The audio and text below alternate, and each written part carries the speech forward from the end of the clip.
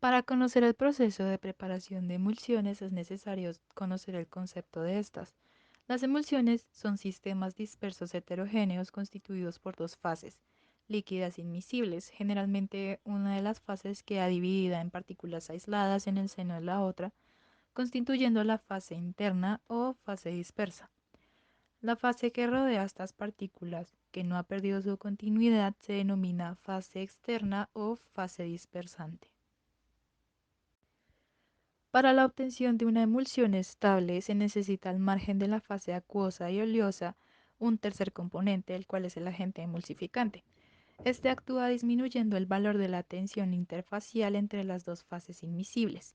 Las moléculas del agente emulsificante orientan sus grupos polares hacia la fase acuosa y sus restos apolares hacia la fase oleosa, formando así una película interfacial que tiene afinidad por las dos fases, la acuosa y la oleosa.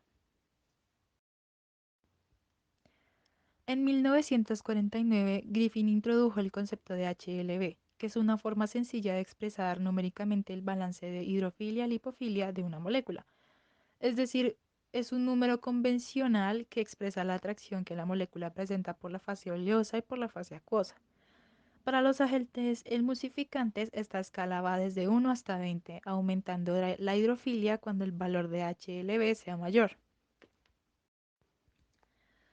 La bibliografía demuestra que cada componente graso que se desea emulsionar requiere un emulsificante de HLB determinado para obtener un grado de emulsión óptimo.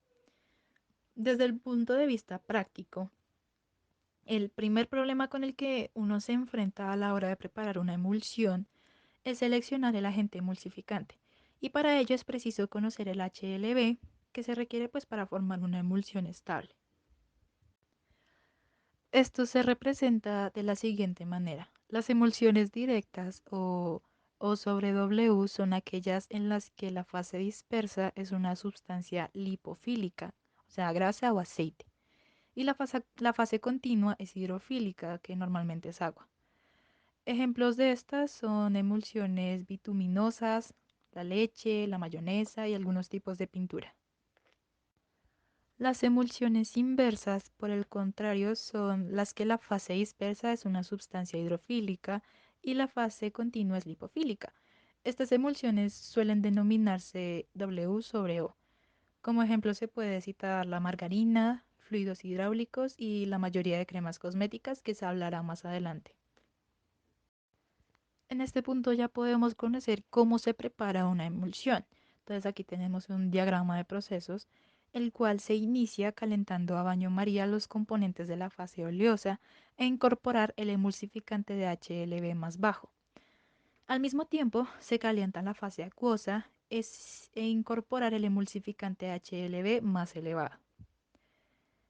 En un momento ya se deben mezclar ambas fases en un mortero, teniendo la precaución de añadir la fase acuosa sobre la oleosa, con agitación continua. Este procedimiento es llamado de inversión de fases y en este caso nos permite obtener una emulsión de O sobre W. Seguidamente el agua se añade lentamente con agitación continua, por lo que al principio se forma una emulsión W sobre O poco estable. A medida que se va adicionando la fase acuosa, se produce la inversión de la emulsión que se transforma en un tipo de O sobre W.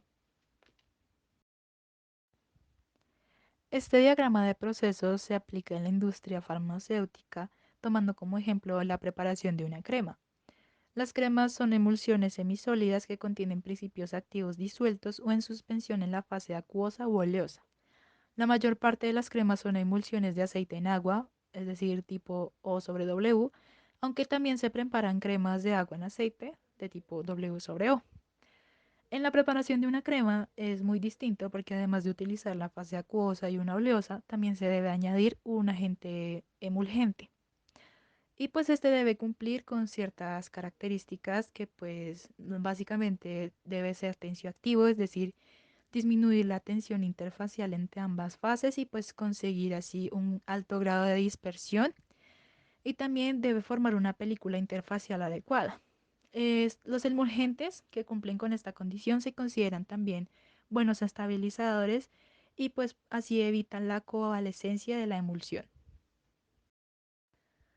Además de la elección correcta del emulgente y de la incorporación de los componentes en la fase adecuada, otro factor que tiene importancia es el modo de preparación. Así, en determinados casos, un vertido rápido en una fase sobre la otra puede originar la ruptura o la no formación de la emulsión.